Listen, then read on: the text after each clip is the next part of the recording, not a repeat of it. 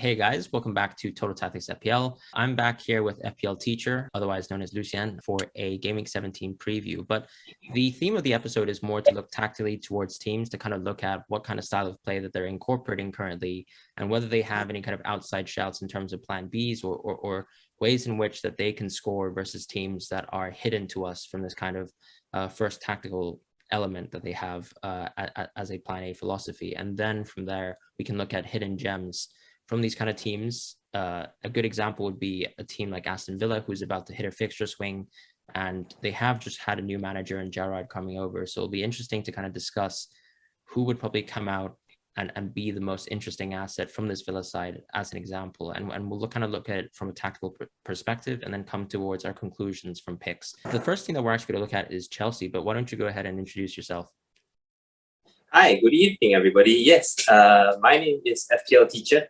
You might have heard my voice on Twitter Spaces before. And thank you so much for having me, Fran. I'm very, very grateful for the opportunity. So yes, let's talk tactics, because I find that this week has been dominated by the whole Grass FC versus Analytics FC debate, Like the whole byproduct of these arguments is that, number one, you're either on one side or the other. And then you get certain people that eventually come to the conclusion and say, you know what, maybe it's about striking a balance. Maybe it's a spectrum, and you just have to decide, how far left you are or how far right you are. For me, it doesn't make sense, because in a football match of 90 minutes, you're both happen at the same time. So it really comes down to understanding both. And especially with the video that we're about to do now, where teams have a plan A and a plan B, depending on what time, what game state it is, we should be picking players for FPL that are involved in both. If you pick a team that you know who's going to win, you pick the players that are showing good production in their plan A, while at the same time, if things aren't going well, you know that they're at least significant or influential in their plan B. So that's it. Yeah, I think I completely agree with that.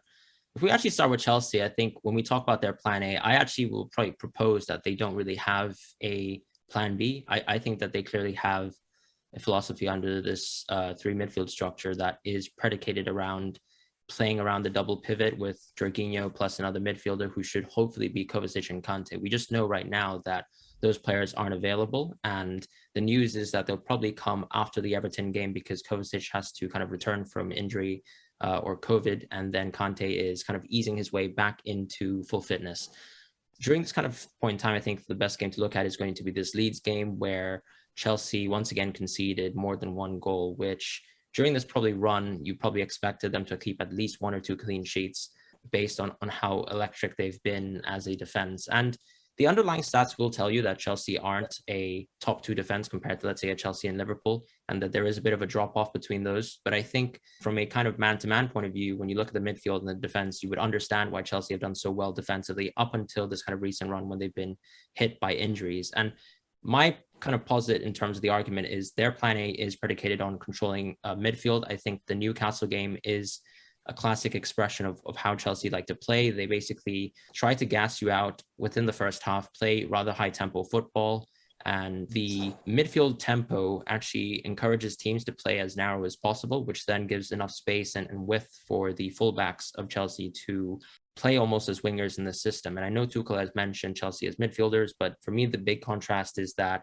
you see less of the tucking in of, let's say, Cancelo playing on the left for the City team than you do with, let's say, Chelsea, who clearly do play their fullbacks as wingers. And I think Alonso and James are still classic examples of that. For me, James is clearly their plan A where possible. I think the Leicester game is his most dominant game, where I think he had something like 120 touches in one game, which for a right wing back is absolutely mental. The 3-0 Leicester win. That was a game where he completely dominated side, played basically right mid, and then created a lot of overlapping runs. And then they really penetrated Leicester in that way. Recently, what we've seen is, I think, with Ruben Loftus-Cheek being inserted as part of the right centre mid as a pivot with Jorginho, is that there is no longer that kind of relationship or freedom for James to move that much forward. At times, you saw in the match that Chelsea would find it very hard to struggle with the in transition play of Leeds. And I think if you look at the second goal as an example, you can see that Loftus-Cheek doesn't have the positional awareness to actually stay backwards, and he lunges himself towards the right mid position that James is already occupying, which then gives space in behind for two Leeds players to actually run in behind. And that for me is the key thing with Chelsea, that they would have players in the right positions to deal with kind of transitional movements, and they don't have the fastest team of players available. None of their defenders are electrically fast. None of their midfielders, bar Conte, I would argue, or even Kovacic, are particularly quick as players. So in transition, they usually just rely on the fact that their defenders are positionally aware enough to actually cover enough these spaces in behind. But that Leeds in transition team goal is a good example of what Loftus-Cheek brings towards the Chelsea side that is a bit of a negative. And what I saw in that game was, once again, Mount kind of supporting the right-hand side, Havertz once again supporting the left-hand side. There is less of that kind of relationship there where Havertz and Mount have these kind of synergies. Chelsea are a side that basically play within the double pivot and then spread towards the width and utilize these kind of attacking triangles with the forwards basically playing triangles for Alonso and James. I still think it's worth actually keeping one of Alonso and James at this point in time. I don't think there's any kind of specific winner between the two. We still saw Alonso and James in highly offensive positions, particularly inside the box. For me, the big criticism I have for Alonso in this kind of run of games is that he doesn't have the same ability that Chilwell might have to actually underlap as well. He doesn't have the pace that's required to really run diagonally across his right back when, let's say, someone like Mount moves towards the side and kind of looks for a ball in behind, or a Havertz as an example. So that for me is the big instance that is missing with Alonso. You can look at how he struggled versus Aaron Wan-Bissaka in United as a good example of that, and how he was quite easily shut down. Whereas James for me is still should be as productive as ever, but he just isn't getting enough touches right now because their possession of the ball has been much less. And part of that is due to the way that Leeds press teams. But I think you can actually see over maybe like a 10-game period compared to, let's say, this injury run, that Chelsea's possession has dropped quite dramatically off.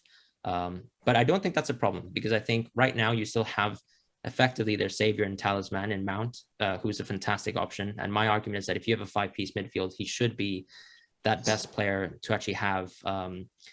And you can still have, let's say, two Man City midfielders there. You can have Jota and Salah, and Mount should be your 5th player, because if you are operating a 5-piece midfield, I don't imagine you have Ronaldo, and you should have the money to go for Mount, as opposed to, let's say, a Bowen or any other kind of big talismanic player from, let's say, Madison or Rafinha as examples. So that's how I still see things for Chelsea. And I think, yeah, Mount is just the X factor, where you cast your mind back to, let's say, the Liverpool game last season, where he scored a fantastic solo goal. Those are the kind of attributes that he is showing and that is actually needed for Chelsea to win games. And I don't think that's necessarily a problem. They're also showing a lot of tactical pragmatism as well. When they're losing games late in games, you'll see that's exactly why Rudiger basically plays as a center forward late in games. It just reminds me of when late in games PK or Ramos would push forward within the last decade and play as a second striker near the end of games, and basically play as a decoy or shadow off other defenders or other forwards and do well. Rudiger, for example, missing that key chance versus United late in the game is another great example of what Chelsea have been kind of resorting to late in games. So that might be their plan B, arguably, but that's only because they are in phases where they're losing the game. Rudiger, of course, when they're winning the game, sometimes he has the tendency to carry the ball all the way to the enemy half and take a pot shot, which I'm sure one of these days will turn into a goal. But if there's any plan B, it's really that. But I don't think Chelsea will change much, but that's not really a problem. I still think it's best to go with one defender and Mount at this point in time, or just stick with the one defender and hope that when Conte and Kovacic come back, that Chelsea will find their ways towards dominating games again. Right. So, well, I've been taking notes mentally. So basically, in conclusion, the plan A, assuming the midfield is fit, would be James, who is more productive, Alonso, if he decides to show up, and Mason Mount, who is the X factor. So that's Chelsea's plan A, right? Yeah. Whereas for their plan B, it could be a direct run from deep by Rudiger. And were there any other things you spotted? Because I noticed that Ziyech didn't play and Lukaku did get subbed on, and there wasn't any mention of his impact compared to Kai Havertz. Yeah, did you notice it? Yeah, no, I agree with that completely. I think with Havertz, what you see is that he is much less of a central forward when he plays with his team. He clearly becomes something like a left attacking mid, whereas Mount becomes a right attacking mid, and then Werner is the one leading the line. I don't think much changes when Lukaku comes in, because they were in a phase where they were looking to score more goals, and therefore were then playing two central forwards. I think the combinations between Lukaku and other players is not so apparent at this point in time, whereas players like Mount and Havertz have this freedom to roam in different areas of the pitch, or even Ziyech, as you mentioned, and have very established kind of like triangles and synergies with the fullbacks in place. And that's, for me, the biggest thing that's been missing out with Lukaku, with exception to the Arsenal game, where you can see that's just a clear difference between personnel between, let's say, Pablo Mari and Lukaku. I don't think we've seen enough where Lukaku has been involved in plays. He is still looking to play back towards goal, waiting for balls to kind of come to his feet. But it's clear that Chelsea don't have this kind of diagonal pass in play that, for example, Belgium exhibit when they play with Kevin De Bruyne, who is always looking to play towards the feet of Lukaku, and then the team kind of works off of that. Chelsea are clearly looking to go wide first, as opposed to go narrow and then wide, if that makes sense. Yeah. Okay, I think we have covered Chelsea extensively well. Shall we move on? Yeah, absolutely. So I think the next team we'd actually like to look at is City. So you actually watched them over the weekend. As you can, I don't know if everyone can see your shirt, but you are indeed a Wolves fan. You should show that proudly. Pep was, however, not so convinced of the Wolves' performance. I don't know how you feel about that. Well, many stories, many different ways to look at it. I refuse to cry about the penalty given. Yeah, I mean, the fact that we very nearly came away from Liverpool with a point, as well as, taking City all the way to a penalty decision. And yeah, I've been more than proud. So yes, today we are more concerned about City. So what I have here is a preloaded Man City setup and how they attempted to break Wolves down. So in this graphic here, okay, first things first, let me remove all the distracting zones so that I can show how everything looks without anybody moving. Okay, so this is Man City's setup. So I'm probably going to move a lot of these cursors around. But by default, if let's say nobody moved out of shape, City looks like this, a 4-4-2. And what happens is that Pep loves having two players extremely wide on the touchline like that, Bernardo and Grealish, in this case against Wolves. And what happens is that City moves their players in order to create overloads. That's the key. It's all about making sure that they dominate a very specific space on the pitch. So against Wolves, because Wolves usually play a 3-4-3, so City would try to cram the middle. But in this particular case, Wolves did something special by dropping a forward, Huang, and instead crammed 3 midfielders and 2 forwards, all in the middle, just to dominate that space occupied by Gundogan and Rodri. So we've seen quite a number of teams do this against City in the past, where they really tried to dominate the midfield space by having a lot of players narrow. I think Spurs did it with a diamond, and Mourinho's Spurs did it with a back 6. So every team's approach in combating the midfield has been different. And basically what City has done is that wherever the ball was, if let's say the ball was here next to Cancelo, Rodri pushes out, Bernardo makes this run in, and Sterling makes a run outside the centre-back. So essentially, City would dominate this particular space. So this was the plan. City basically has a plan A where they want to create overloads in a particular space. So the space that they overload varies from game to game. In this case, it was in this particular space here. So the box is a bit big. In truth, it was actually only this space here because Enuri stuck to Bernardo like glue. Mm-hmm. And at the same time, Zinchenko also had the ball here quite often, like this. So basically when Cancelo and Zinchenko had the ball, Wolves did absolutely nothing to press them. So they could dictate play however they wanted. And as a result, you had Sterling making these runs. He started his run from here and he made runs outside the centre back so that the ball would travel like this towards Sterling. So that was pretty much the pattern of play. And the thing about both Zinchenko and Cancelo that are dangerous is that Cancelo has a really, really good passing ability. So I think that's actually quite underrated, especially like it's really obvious now because of Kevin De Bruyne's injury, because of his absence. And that's why Pep uses Cancelo in so many positions. He can dictate play from left, right. He can make low through passes into the half space. And in fact, City's best chance in the first half was when both Nouri and Bernardo were dragged in field. Cancelo had the ball all the way up here. And what happened was that Cancelo sent this really good ball all the way into the box. So Sterling was here, occupying space. Gundogan made this extremely good run with Jesus pinning Cody back. And Gundogan basically had the ball here. So that was Gundogan's big chance in the first half. Or was it Grealish? Oh, sorry, it was Grealish. Gundogan was here. Grealish also made a run all the way in. It was the kind of floater that looked like it was something for the keeper, but it bent away and it floated to the back post. And that was the big chance in the first half that City missed. So yeah, really, the playmaker, the star player is Cancelo, wherever he operates. So that was their plan A without Kevin De Bruyne. With Kevin De Bruyne, I'm pretty sure it's a different story. Now, in the second half, when it was still 0-0, what happened was, so let me just reset Cancelo's positioning.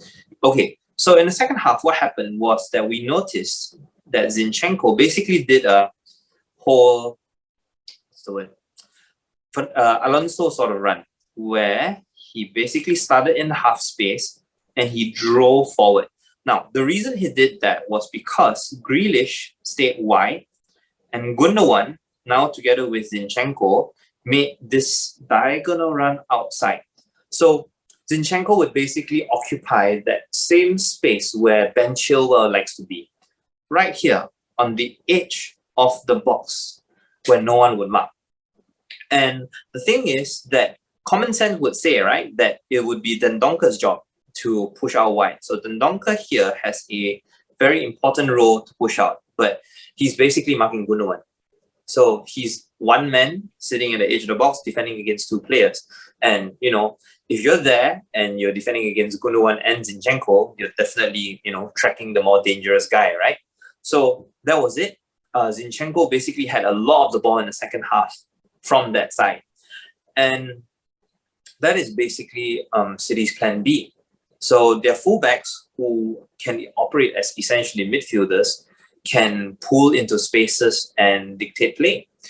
So this isn't really a recommendation to buy Zinchenko, but it's more of the space that Zinchenko creates as a result.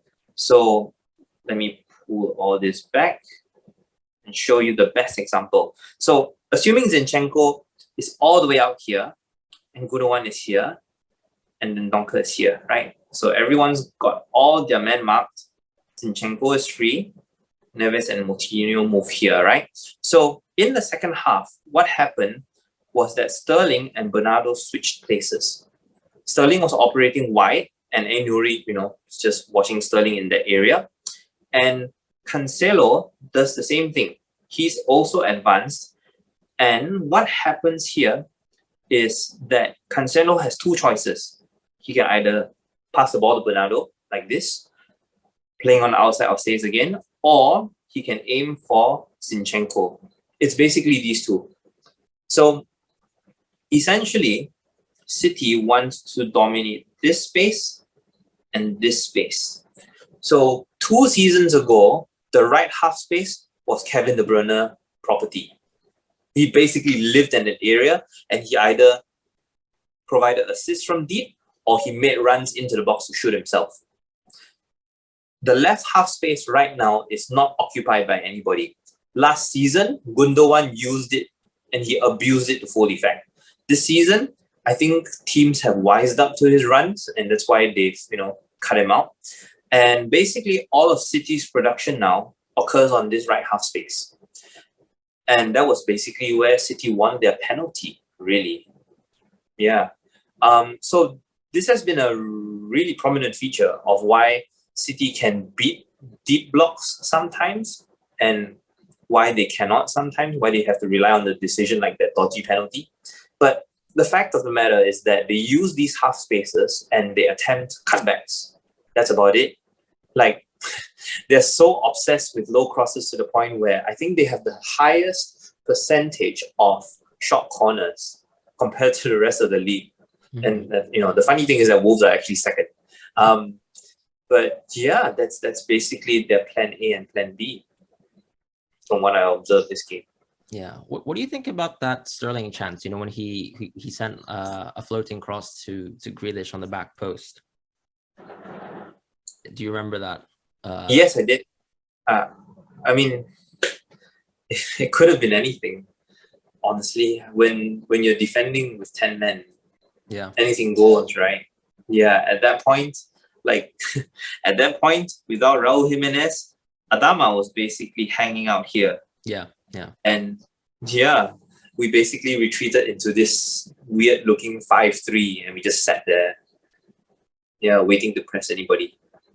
Yeah, I mean, it reminds me of like Leicester when they play a 5-4-1 versus City. It's interesting. So, I mean, you did mention that Sterling, went outside and kind of swapped positions with Bernardo. And part of me feels it's because Bernardo is not so comfortable going on the overlap, right? When he's on the right-hand side. Do you think that's going to be a permanent fixture? Obviously, Sterling has the ability to start on the left. Do you think he's going to be a great option going forwards just because of his positional intelligence, or are we still looking towards players like Bernardo and Foden kind of playing key roles? Because I mean, Foden did come off the field. Once again, it is a bit of an asterisk because he was playing versus 10 men, which is a bit different. But when we talk about City assets, I think everyone is probably going to keep Cancelo this weekend. And as you say, with him dominating either the half space on the left or the right, due to his kind of ability to actually make in-swing and out-swing crosses with his right foot, I think we know that he'll dominate as a planning option. But these forwards that we've all been looking at, are there any ones that kind of stick out to your mind as people that we should avoid? Or should we be happy to really have any City assets? Right, understood. So I'm going to keep my explanation short to answer this question. And to do this, to make this really, really clear, I'm going to eliminate all the distractions. Yes, this should be enough. Okay, so I'm going to bring Foden on. Put him here. Get rid of all of this.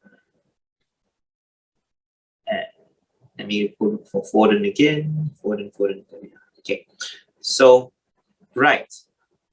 So this is what happened when Foden came on. Basically, Foden was the one picking up the...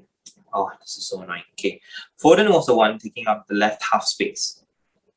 But instead of permanently being on one side, Foden and Grealish actually interchanged. So what happened was that with Zinchenko operating on one side, right, you notice that in this area here, you have three midfielders that can, interchange positions with only Semedo and whichever central midfielder that wants to go over. This is actually City's plan A. So now what happens after they overload is that one of the midfielders will actually get around this defense. So let's say that midfielder is Foden and he reaches the byline here. So it is exactly at this position where you have one of the three midfielders running in. So it's either going to be Bernardo, who makes that far post run. It could be Sterling, who will actually move centrally here. So the wide player for Man City makes this edge of the box run, whereas the half space operator like Bernardo makes the run into the far post. Yeah. That is basically City's pattern of play. This exact movement was the movement that unlocked Man United. So Cancelo was on the left wing, and his cross basically was the one that found Bernardo on ghosting in on that far post. So it really operates on that relationship. Like if the cross is coming from the right, the left side far post guy would benefit. Yeah. And then if the crosser comes from the left, the guy on the right side far post would be the benefactor. So that's it. Yeah. Yeah. I agree. So I think in terms of starting, what I like the most is when we talk about the kind of far post run, I think he is probably still the best player at making this kind of diagonal run in the team. And he has found his form in the team. I actually think that the best statistic for City is just to look at minutes played in the last few matches. And that is actually the biggest determination of who you think should be good assets. Because for me, Pep is someone who will play players that he thinks he is in form, and he will stick by them until basically a glaring mistake, such as, Kyle Walker in his last UCL game. So that is a good indicator for me that I think both Bernardo, or rather all three of the assets are interesting. And Grealish is probably the only kind of slight problem because of his less than great finishing ability, or at least what he has exhibited this season. So for me, I think my conclusion is I think you'd be happy to have any three of them, with maybe Bernardo sometimes having more opportunities to play outside of the box, which is something you'd like to see less. But I think City are a fantastic team, and we know that they will overload a lot of these teams during this period and create more than enough chances for them to be worthwhile. Yeah. Yes. Sounds about right. Okay, let's move. Yeah, for sure. So, I mean, the next game is actually going to be Aston Villa and Liverpool. And I think it's a good instance to actually talk about Aston Villa and Liverpool. Perhaps Liverpool is actually a team that we don't necessarily have to talk so much about, because it seems like most of FPL have decided that the three Liverpool pairings are going to be Jota, Salah, and Trent. Do you think that there's going to be any kind of change towards that, or should we move on to talk about Aston Villa a little bit more instead? Yeah, we should talk about Aston Villa. With Liverpool does not enter the conversation until Salah and Mane leave for AFCON. Yeah, no, I completely agree with you there. So you actually watched the Aston Villa game as well. So do you want to maybe share your thoughts on how Aston Villa played and what you enjoyed from them? Yeah, so allow me to pull up my Villa lineup first real quick. Yeah, no worries. We can cut any kind of bits out. Yeah, no, it's okay. I mean, it's fine. It's okay. I'm just going to explain as I put players on. So the thing about Aston Villa, as compared to Dean Smith's Aston Villa, is that he's basically kept the essence of the side playing possession-based football, but at the same time, trying to implement speed. So this is his default 4-3-3 setup. And compared to the Dean Smith Aston Villa that was largely dependent on Grealish and without a plan B, basically, Gerrard has basically sort of brought a culture for Aston Villa to be brave. Now, here's the thing. I watched Aston Villa lose 3-2 to Wolves. And Villa were actually a really technical side already. Like, they weren't expressive. They weren't as expressive as last week, but they were already a really technical side. So sides like Wolves and Arsenal especially really tried to press them really high up. And even under pressure, the likes of Target and Cash and Mings and Konza, they can actually play passes around the midfield. Like, first time. Yeah. And work their way into the final third. So the Aston Villa players themselves aren't bad. It's just about a stylistic choice that they want to force themselves into. So what I noticed about Villa is that they admit openly actually that they are still in the process of perfecting their plan A, which is to implement a possession style football, as heavily as they can. So I'll show you what I mean. ball from Konza here, right? What we are used to is Nakamba dropping, McGinn, and Douglas Lewis sort of pushing up. And if they cannot work it short because they enter Fabinho's zone, the ball goes directly to Watkins, right? And we know that Watkins isn't the strongest. He's not the fastest, and he doesn't really specialize in taking shots from range. But that's what he actually tries to do. He actually attempts to hold Van Dijk off, and he actually manages to create this backwards, sideways heel flick that reaches Ashley Young on the flanks. It's something that we have not seen. It's really a different side of Aston Villa that I find that Gerrard is trying to get them to go, you know what? I see these things in training. I want to see them on the pitch in a real game. So it didn't exactly work yet because I still think that they're missing that final ball and they're missing Danny Ings' sharpness. And I do feel that Buendia as a plan B is going to be very, very prominent when he features more. But yeah, those are the encouraging things that I've noticed from Villa. It's just a matter of whether they can have production from this philosophy. No, I agree that they are creating enough chances from the forwards. I think a lot of people have been looking to target them, however, on the defensive point of view, where they expect that players like Cash and Target will step up in this nice fixture run and create more chances in open play. And I would say that I was less sold on that type of argumentation in this particular game. I think, to be honest, their plan B reminds me a little bit of West Ham, where they are effectively creating a lot of high, maybe like variance shot creating opportunities for the forwards, and then relying on a lot of set pieces that should supplement them over a lot of the games as they go through this period. Because for me, when you look at teams like, let's say, a Brentford or a West Ham, they're clearly not beating teams in open play necessarily. They have specific kind of patterns of play that they would like to play their opponents to, and then they will try and take the most out of their chances when they create set pieces, such as West Ham. Or with Brentford, you have the kind of long ball throw-ins. You also have specific patterns of play where they will get the centre-backs to run to the back post when, let's say, their right winger has the opportunity to cross the ball on an in-swinging pass, and they look for like a knock-on from the near post.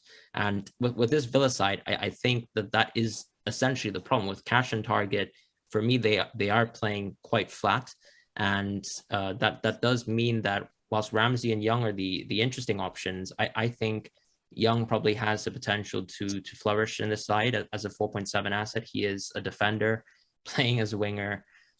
You have basically the opportunity for him to, let's say, create enough cutback chances, because we know that teams won't be as organized as Liverpool when they deal with Aston Villa in transition. But versus the tougher teams, that's what I think I fear the most. I agree with you completely in terms of their pressing intensity. I think it has stepped up a lot in terms of how they are actually looking to break teams on the counter. And the second half versus City was what I was most encouraged with so far. I was less encouraged with the second half versus Liverpool, because for me, Liverpool are a team that actually have been dominating teams completely within the second half. And there is a clear step up in intensity in the second half that not many teams in the league can really deal with. It's almost like you are getting baited in the first half, and the second half is where you kind of get sliced apart. It's like the reverse Arsenal, where Arsenal will look good for the first half and then will completely crumble in the second half, as they don't have the intensity to keep up what should allow them to kind of create chances in transition. The second half was a little bit damaging for me, because I think Aston Villa were baited very much by Liverpool, and then there were too many opportunities in transition where Jota and Salah were 3-on-2 against Aston Villa defenders. And that is what I'm slightly scared about with how open they leave themselves in transition, because they are playing at such an intense and high octane level, and they are kind of overloading their lines, in my opinion. That is my slight worry with this Aston Villa side. I still think Watkins will be a good option, but you actually mentioned that they're probably missing the clinicalness of Ings as a focal point. And someone that I did mention with you in private was McGinn, who when I go back to talk about how their plan B is getting these set pieces after creating these chances, McGinn is one of those kind of corner takers. So he is going to contribute whenever an Ings or a Konsa score a goal. So do you think that, with the exception to Watkins or the defenders, there are alternative options? Is Ings an option? Is McGinn an option? Or do you think not right now? I think it's a wait and see. For me, I think we should go into the plan A and plan B things, because I do feel that Villa are a work in progress. So their plan A itself is already not very clear cut. So what more, about their plan B, right? I think set pieces are always going to be a plan B. It's just a matter of how effective they are. For me, their plan A right now is just about having a multi-pronged approach for these three. Because the three of them are not strikers at all. They are actually like wingers, midfielders that can interchange positions. I know Watkins was a centre forward at Brentford, but for this Villa side, he has the capability of making these diagonal runs into the channels, right? So really, this Villa side has the potential to play narrow. Like, if you notice, right, Young is a right-footed player playing on the left side. It's made to be played narrow. It's just that Villa are up against strong opposition, so they have to maximize their space. Against weaker sides, I do feel that this possession style, this possession high pressure style will produce something that Southampton are already doing. So I think it's just a matter of time. But yeah, the plan B for me is Buendia. I cannot wait to see Buendia firing again. Because we all loved him at Norwich. I agree. And I think that's probably what takes McGinn out of the discussion, because he is playing like a very offensive role, more so than he did in when he was playing under Dean Smith. And he does seem to be kind of flourishing now, but that's what I'm worried about with how he will kind of contribute to the side if Buendia comes back into things. So at this point, I agree. It's a bit of a wait and see with this Aston Villa team, but there are encouraging signs for sure.